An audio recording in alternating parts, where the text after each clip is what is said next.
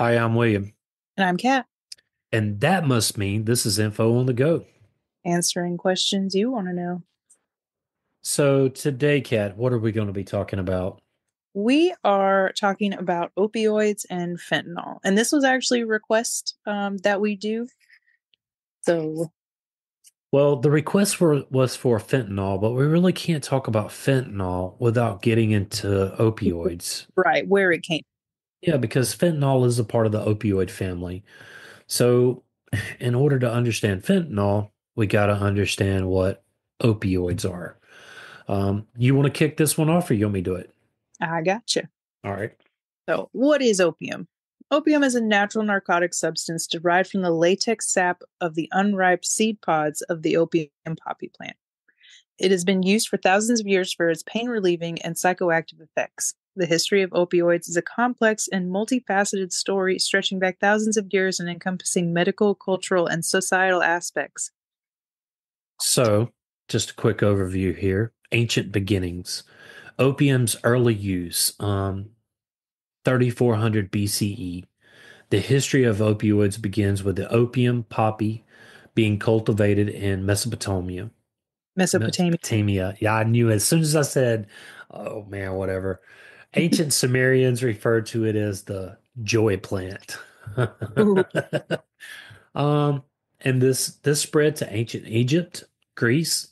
Opium was widely traded and valued for its medical and euphoric properties. Egyptians used it for pain relief and a sedative. Greek physicians like Hippo, Hip, Hippocrates. Oh my gosh. Hippocrates. Hippocrates. Hippocrates, yes. Often called the father of medicine, and I know that. That's what really makes that so bad. I Uh, know you know that. That is what makes it so bad. oh my gosh. But Hippocrates, often called the father of medicine, acknowledged it as useful, but warned about overuse. so Asia's role in 400 CE. In India and China, opium became part of traditional medicine, often used in tinctures and balms. Medieval and early modern period, Islamic medicine, Arab physicians like, ooh, hmm, Yeah, Avicenna. I'm going to look that one up because I don't want to butcher it. Okay.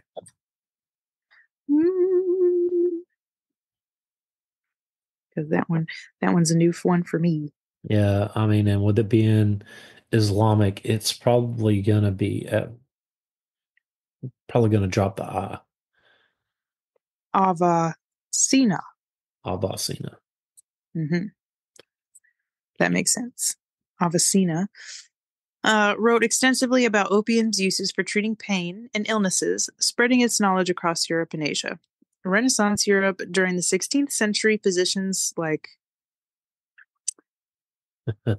mm, you got some good names in here. Paracelsus Yes, I was just gonna say something similar. popularized laudanum, an opium tincture mixed with alcohol, widely used for pain relief and insomnia. Wow. The 19th century, opium, isolation, and commercialization. Try to say that all in one sentence. Morphine, 1805, German chemist Friedrich Schinzoner, Mm, Sir Turner, Sir S-E, Turner is what I got, yeah, but I Sir know Turner. the little asterisks above the U will mean something. You keep going. I'll see what that how you Perfect. pronounce it. Isolated morphine, the first active alkaloid from opium, revolutionizing medicine as a reliable painkiller.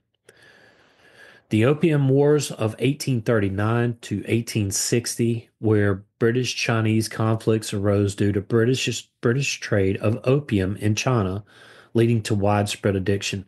And that should be a podcast all on its own uh, from this time because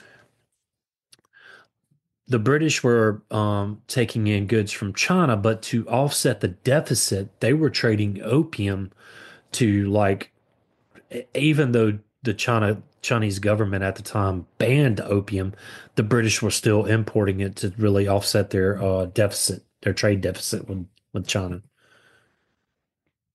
Uh, the side note here, we'll be doing cocaine, and it'll have its own episode as we're just focusing on the opioids here in this one. Did you get a pronunciation? Oh, well, no, it won't give me one. That's fine. You want to take on heroin, or you want me to do it? I did find that he was a pharmacist's apprentice, though. Okay. I thought that was pretty cool. Where were we? Okay, so heroin synthesized from morphine was marketed by Bayer as a non-addictive cough suppressant. Oh, okay. A claim that proved disastrously false. Oh, Yes, yes. that's correct. Heroin. Hmm. Just first was synthesized. Yeah, was first synthesized in 1874, but became widely known in the late 19th century when Bayer began marketing it in 1898. So hold on. Let's just back up for just one moment. So heroin was synthesized from morphine, which is marketed by Bayer as a non-addictive cough suppressant. Like they guess just didn't do some testing on it before. They were like, "Ha, you won't get addicted to this stuff." Oh man, oh man. I mean, that's just about as bad as the Radion era Oh my and god. and Or like the they, cocaine era. yeah. Or That oh my that's god. why cocaine has to be its own episode because when I was doing the research, I was like, no, there's just way too much to talk about here. Yeah. Um. Yeah. So Where were we? at At the time, it was advertised as non-addictive alternative to morphine and was used as a cough suppressant in treatment for respiratory ailments like tuberculosis and bronchitis. Well, you can't cough if you don't feel it. Unfortunately, it was soon discovered to be highly addictive, leading to widespread abuse and dependency, contributing to the need for tighter regulations on narcotics. This misstep remains a cautionary tale in pharmaceutical history, as it should. and we're not laughing about tuberculosis or the treatment of it. Was laughing about how it was saying it was not addictive. Right. Um, Yeah, no, tuberculosis is and a very serious ailment for I had sure. bronchitis as a kid. Not fun. Yes. Heroin is a highly addictive opioid drug derived from morphine, a natural substance extracted from the seed pods of the opium poppy plant. It is classified as a Schedule 1 controlled substance in many countries, including the United States. And this meaning has a Schedule 1 meaning is it has no accepted medical use and a high potential for abuse. I think we should really do an episode on Schedule 1, 2, and 3 drugs with black box warnings as well, Uh, somewhere down the line. Maybe we should make like a pie chart saying, what we used as medicine and realize that maybe we shouldn't use as medicine. Absolutely. Because that's got to be a long list there too. But Uh, I mean, you live and learn, True. literally. So heroin is a highly addictive opioid drug. Wait, you already read that. Yeah. Key Oh, facts. key facts about heroin. It is created by chemically processing morphine to increase its potency and ability to cross the blood-brain barrier. Forms. Heroin comes in several forms, including powder, white or brown powder that can be snorted, smoked, or dissolved and injected, black tar heroin, a sticky, dark-colored form often smoked or injected. Its effects, it has short-term euphoria, pain relief, drowsiness, slow heart rate, shallow breathing. It produces a rush or intense wave of pleasure due to its effect on the brain's reward system. And we're going to talk a little bit about that a little bit further down. It's long-term physical dependence, tolerance, and addiction. Chronic use can lead to severe health issues, including collapsed veins, liver, kidney disease, respiratory failure. And the overdose risk is extremely high, often leading to respiratory depression, which means you stop breathing, and death, particularly when mixed with other substances like alcohol, because it's also a downer, or synthetic opioids, So, ergo fentanyl. and again, we talked about it at the top of the episode, at the top of the show, where some people are actually mixing some of this stuff with alcohol already, right? Yeah. Yeah. So, addiction and dependence. Heroin is an extremely addictive, repeated use rewires the brain's reward system, making it difficult for users to stop without medical intervention. Withdrawal and symptoms include restlessness, muscle and bone pain, insomnia, diarrhea, vomiting, and strong cravings. hmm The medical use. In some countries, like the UK, diamorphine is used medically in controlled settings as a painkiller for severe pain, such as in end of life care. However, this use is rare, and other opioids like morphine or fentanyl are more commonly prescribed. The opioid epidemic in many countries, especially the US, has been fueled in part by heroin use, often following misuse of prescription painkillers. Treatment and recovery for heroin addiction typically involves a combination of medications like methadone, um, buprenorphine, yeah, Buprenorphine. buprenorphine. How did I not know that one? I can never get that one right anyway. Naloxone. Naltrexone? Oh my gosh. All right. Yeah. I should just let you just read this one. Can reduce cravings and withdrawal symptoms. There's therapy, with counseling and support groups like Narcotics Anonymous or NA. And if you can't find an NA program, maybe an AA Rehab. program. Right. Rehabilitation, inpatient and outpatient rehab programs help individuals detoxify and rebuild their lives. And we just want to be clear here. If you have an addiction or you know someone that has an addiction, definitely reach out. There's programs out there. There's Narcotics Anonymous for the addict, and there's also Al-Anon programs for family members. So there's no Mhm. shame in that whatsoever. Well, get the help you need. Yep. 20th century regulation and crisis. Early regulation, widespread addiction led to regulations like the Harrison Narcotics Tax Act in 1914. In the US, this were restricting opium and morphine sales.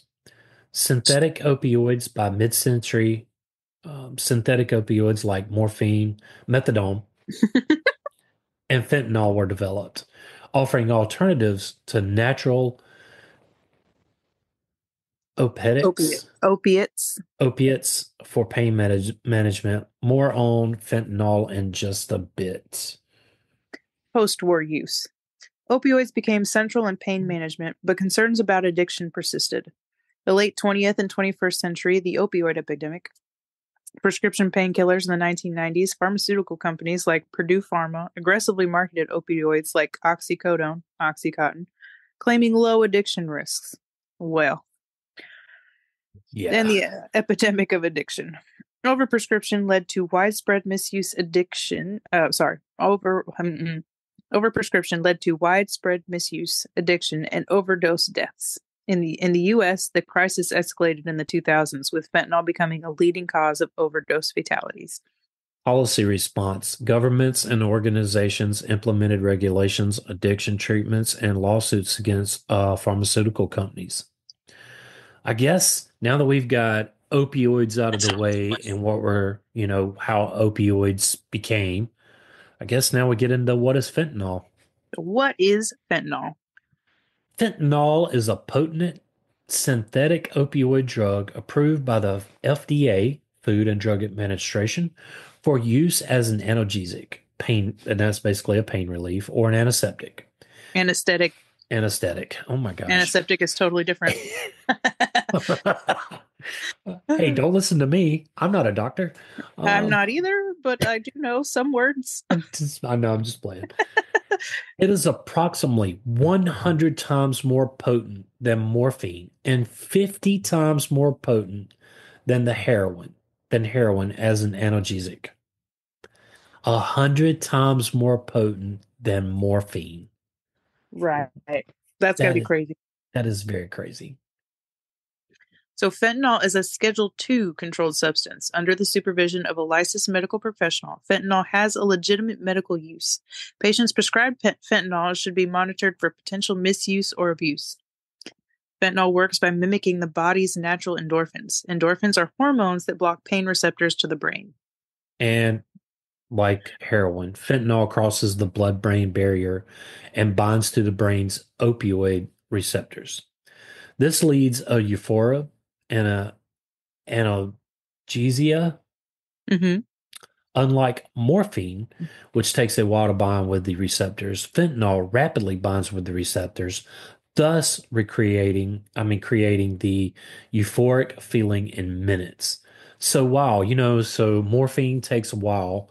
Right. Fentanyl is like Pretty instant. immediate. Yeah. Yes. Fentanyl also has a great potency compared to other opioids. This means that it has fatal consequences even at lower doses. What is their effect on the body? Similar to other opioid analgesics, fentanyl produces effects such as relaxation, euphoria, pain relief, sedation, confusion, drowsiness, dizziness, nausea, and vomiting, urinary retention, pupillary constriction, and respiratory depression. So, I mean, man, it does a lot to your body, a lot And of a damage there. lot. Yeah. Wow. In just one go. Very quick. So, what is the origin of fentanyl? Well, I guess we should start with the who, as we said it was a synthetic drug. Right. It was created. Paul Arian, Adrian. Adrian, Paul Adrian Jan Baron Janssen. He was born September 12th, 1926, and he died November 11th, 2003. And he was a Belgian physician. And that's kind of within the last 20 years that he passed away. Right. It was 21 years ago Yeah, at the time of this recording, anyway. if true. I'll let you take on this next paragraph and I'll take the side note. On February 11th, 1958, he developed haloperidol. Haloperidol is used in the treatment of schizophrenia, tics and Tourette syndrome, mania and bipolar disorder, delirium, agitation, acute psychosis, and hallucinations from alcohol withdrawal. This led to the development of the fentanyl family of drugs and a number of anesthetic agents, including droperidol and etomidate, Yes. which will be future episodes. And the side, And oh, sorry, go ahead. no, I was just going to say you did fabulous on that, by the way. Oh, thank you. Side note here, one of the anti-diarrheal drugs that was developed, dif uh difenoxylate, Diphenylloxate. diphenolate. What'd you call that? Diphenolloxylate. Yeah, or Lamotil, which is the name brand of it. It was used on the Apollo program. In 1959, Janssen synthesized the potent opioid fentanyl. In 1959, wow, it's been around, for like 70 years. Something like that. Yeah. Synthesizing is basically just means adding more to something to make it a coherent whole. Cohort. Cohort whole. Yes, Cohort. and I even know what that is because that's a chemical that's a term used in chemistry. Gotcha. Just can't get it out today. It's all good. It's Oh all man. good. And I even got my specs on. What am I talking about here? I don't even have my specs on. I don't know. In the 1970s, he would improve upon his potency of fentanyl with the synthesis of carfentanil. Carfentanil, or it looks basically the same, is an extremely potent opioid analgesic used in veterinary medicine to Anesthetize. yes, and I know that's like it's a form of, what is it called? Oh my gosh. When you They use kind the, of go to sleep. yeah, but there's a word for it I was looking for. But anyway, um but this is for large animals such as elephants and rhinoceroses. And Uh, those are big animals. We're not talking just horses or, your usual farm animals here. We're talking about the largest exotic animals that are out there, Seriously, elephants and rhinoceroses. the largest land mammals. It is typically administered in the context by a tranquilizer dart. Carfentanil has also been used in humans to to Image. image opioid receptors.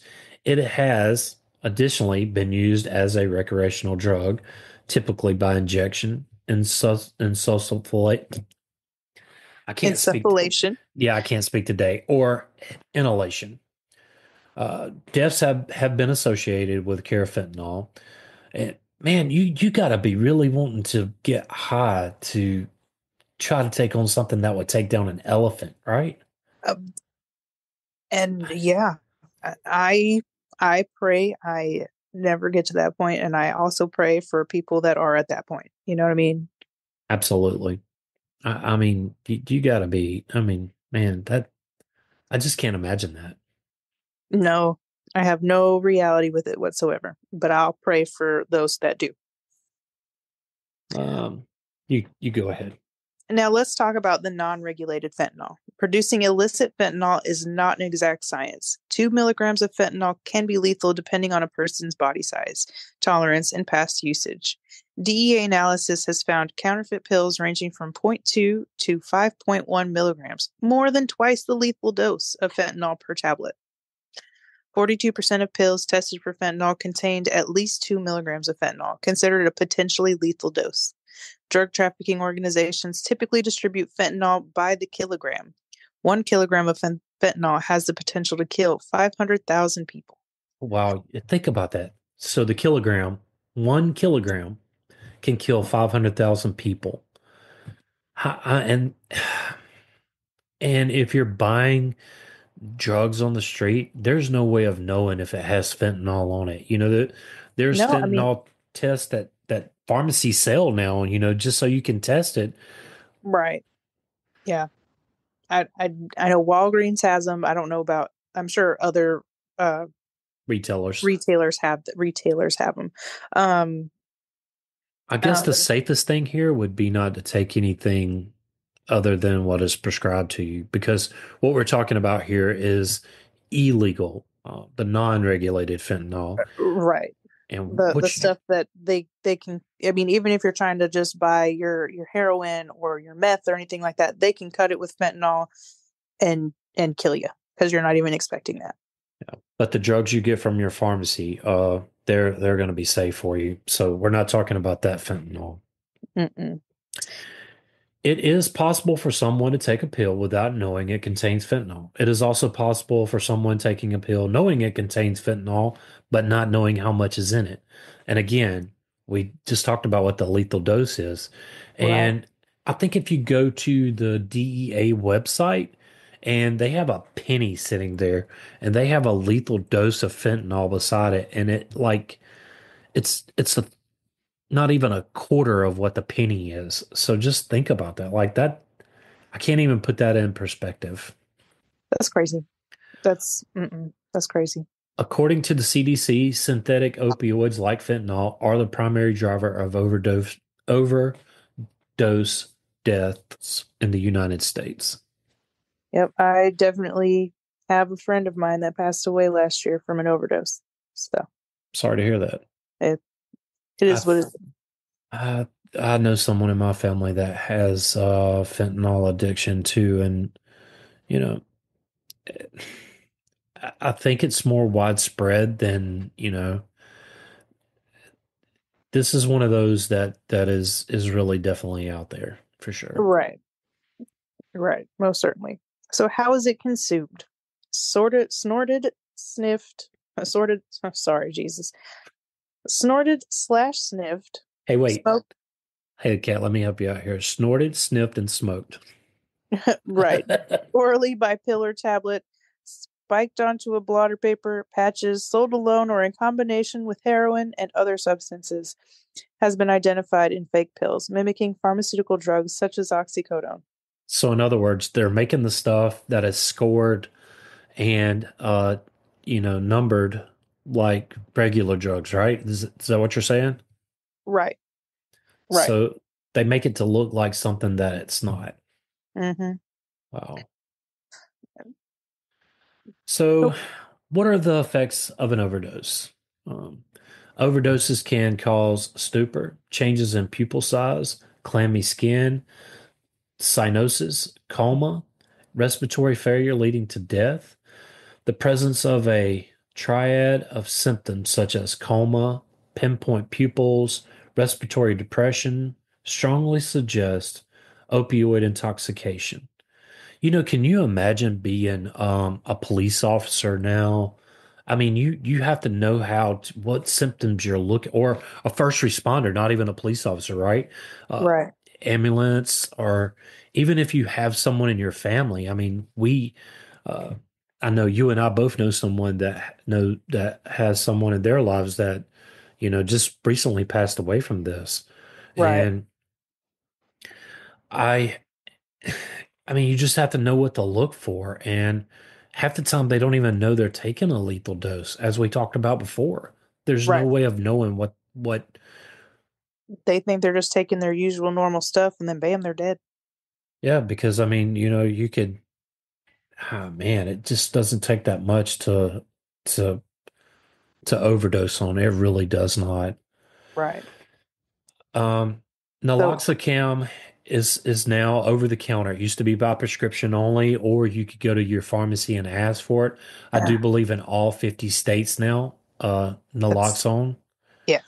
and Narcan are sold over the counter, and these can potentially reverse the opioid effects of an overdose. At least long enough for you to get to the hospital. Yes. And I guess we should say that those are both nasal sprays, not the Yes. injection kind. No, Uh, they're both going to be a nasal spray, kind of like I, Flonase.